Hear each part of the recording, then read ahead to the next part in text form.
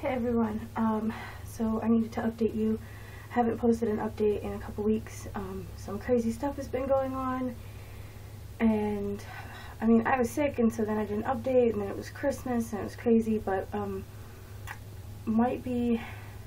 was one trip to the hospital on Christmas, and I might have to go again today, unfortunately. This is what's been going on. On Christmas Eve, I took a bath.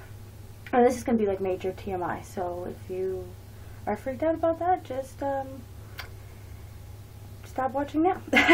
So anyway, I took a bath and trying to relax, and then I got ready for the day because I had a bunch of family come over, and it was about like 1 o'clock or 2 o'clock. I stood up and had this gush. And it was definitely got my attention. It was kind of like when you're gonna start your period or AF or whatever, and you have that like gush, and so it scared me. I thought it was blood. I freaked out. Ran to the bathroom, and it was just clear fluid. Didn't smell like pee. Doesn't smell like CM. So I was kind of freaked out, but it's like, okay, maybe this is just how my discharge is right now.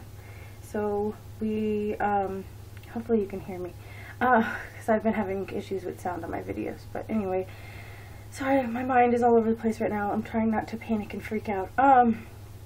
Anyway, so that happened. Family came over, and then it continued to happen every couple hours or so. But mostly when I was like sitting down or laying down, and I'd get back up, and then all of a sudden there'd be like a little gush. It's like, but enough to where, I don't know, it surprised me, kind of scared me. So, so we kind of took note of that. The next day, Christmas, we did Christmas morning with Keegan, and I kind of just took it easy, and it wasn't happening. So I was like, okay, well, it was just nothing. Maybe it was. This is like so gross TMI, but maybe when I took my bath, some of the bath water stayed up there for some reason and then came out the rest of the day. Like, that's the only explanation I could come up with why all this water was coming out of me, and I don't know. So because I didn't want to think that it was like amniotic fluid and freak out. So anyway, because I tend to like over panic and Google and freak out about stuff. So the history of that. So anyway. So then about 6 o'clock though on Christmas, Chris's family was coming over, and while I was waiting for Chris was like picking up the presents. My father-in-law lives down the street, and he had boxes and boxes of presents for Keegan because Keegan's so spoiled. And so Chris went and picked that up with his truck, and then they were on their way after him, and I all of a sudden I'm like hanging out with Keegan. And all of a sudden I have, oh sorry, sorry, I keep looking away too. All of a sudden I have like this crazy pain, just intense, take your breath away pressure, and I was very uncomfortable. So I had to use my hypnobirthing to get through that. And so I texted Chris and said, holy crap, I don't know what's going on. And I think it was more painful because I was so scared, because I was wondering why the heck is this happening. Because it definitely wasn't like Braxton Hicks. It was, there were starts and stops, like every 8 to 10 minutes. And I mean, it would start going, and then it would peak and go back down, you know. And I'm familiar with contractions in my job, so I was really freaked out. But they were coming over, so... And I thought, well, maybe I'm just, you know, stressed because of Keegan or whatever, and if I just sit here and relax and drink water, it'll stop.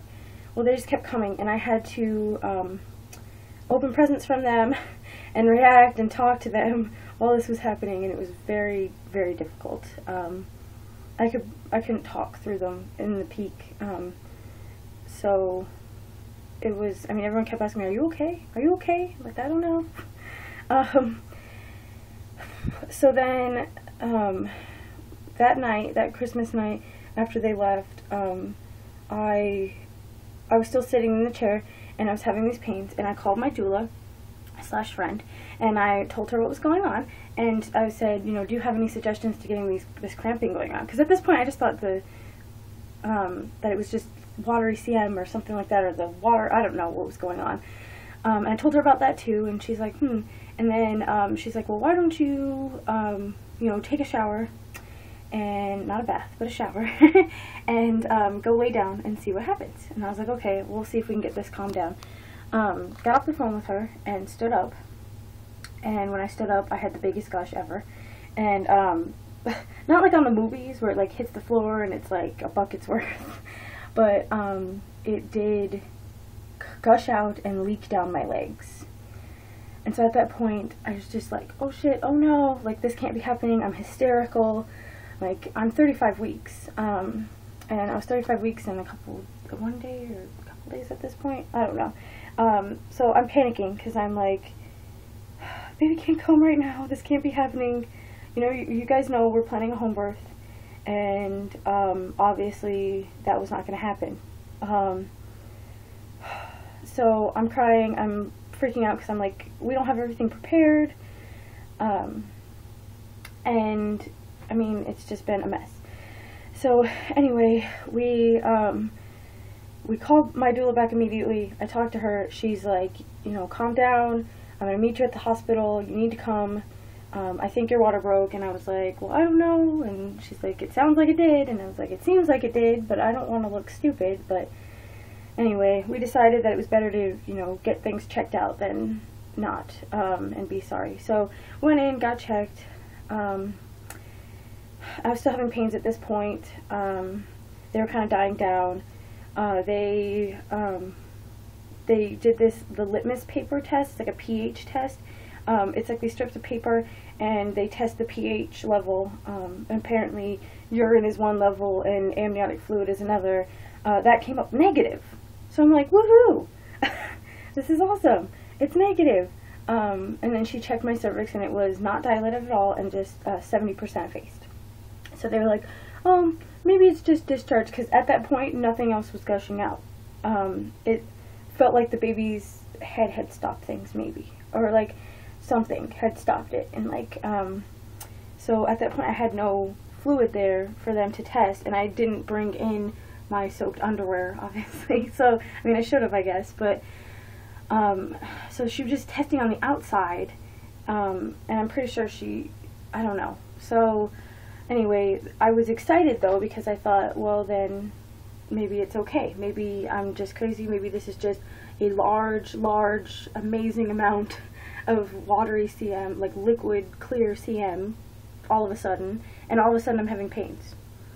Which, I don't know. Like, I wanted to feel relieved and I wanted to be okay with it, but in the back of my mind this whole time since then, I've just been kind of like doubting and kind of had a bad feeling. So anyway, fast forward now, we went home, we got discharged, went home, I slept, I woke up at 6 a.m., I think I got back at 11, went to bed, I was really tired, woke up at 6 a.m. to another gush and a pain, and you know, I just been wearing cloth pads, and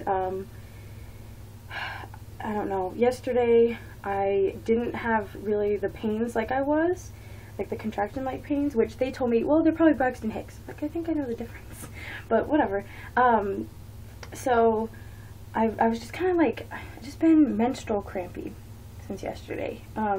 It's almost like, yeah, like my period is starting all the time. That's what it feels like. And so I've had that, and then I just had gushes. Like, sometime, like throughout part of the day, it won't be there, but then I'll sit down for an extended time, my hips will be elevated, or my pelvis or whatever, or I'll be laying down, and there's a huge gush. Like, I just woke up at 4 a.m. to another huge gush. My underwear, panty liner were all soaked. We bought the pH test strips to test ourselves, and they're still not coming out as that much, because he got the regular strips instead of the paper ones though, Chris did, and so they're kind of hard to test. Like, here, I'll show you right. Well, I can't Hold on. Well, I can't show you. Never mind, my camera's flipped. But let me see if I can show you. They were all coming up in the, it's backwards, I'm sorry, but these pH strips, they were all coming up in the 5.0 range at first. This one I just took with the liquid that came out, and it looks like it's higher of a pH. It's actually green. So I'm not sure if amniotic fluid has to be blue or what color it is. I think it's around 7. Sorry, there's my face. So I'm not sure at this point what to do. We haven't been filling in. The whole midwife situation is another story. I haven't filled you guys in. That's been crazy too. We ended up firing the midwife that we had because she was cold and rude and insulted me and hurt my feelings very deeply and didn't care. And that's not the type of provider that I wanted. So we were in between providers talking to another midwife right now and just about to sign on with her. So I'm kind of like, I have the OB at the hospital or this other midwife, and the original midwife is gone. I mean, it's just a mess. So don't know what we're going to do today. I might call this new midwife and see if she can come over and has a different method of testing, or come evaluate me herself instead of going back in the hospital, because I don't want to go in for no reason. But then I don't want to not go in and something happen, because you guys know if it is a leak, a slow leak, then there's a risk of infection the longer it goes. So I just been kind of putting myself on bed rest and taking it easy, drinking lots of water, and I'll keep you guys updated on what we do. We're going to talk to her and see what she says, I think, or go back in the hospital. I'm not sure. We have to do something though, because I'm worried about baby. At the hospital, they did do, they monitored the baby, and the baby was doing well, and trying to kick the monitor away, which was cute. But I guess I'm just worried as to why this is happening now, and I have this feeling in my mind that it is my water. It's slowly leaking, and that apparently I've been looking up, because I like Dr. Google and I have a problem with that, but I've been looking up that litmus paper that they use at the hospital, and it has a very, very, very high potential of false negatives. So and apparently they could have done a internal swab test that would have been more accurate, but they didn't. So anyway, this is getting really long. I just wanted to fill all of you in that are interested in where I've been and what's going on, and if you could please think about us and pray that everything's okay, and that maybe it's something else other than my water, or that it stops and that I'm able to get my home birth, because as you know, it's really heartbreaking to think that that's not going to happen. But you know, at this point, it's like whatever's the safest and whatever gets me my healthy baby. So anyway, I'll talk to you guys later. Bye.